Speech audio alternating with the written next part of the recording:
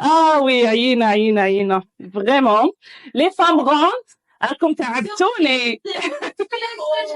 السلام عليكم ليكيب، ان شاء الله تكونوا بخير. فوالا لحقنا الختام وراك نقولوا واش تحبوا في هذا رمضان. دونك ان شاء الله كليتو واش تحبوا، وان شاء الله انا والكوتش خديجه ما حرمناكمش من البنه تاع رمضان.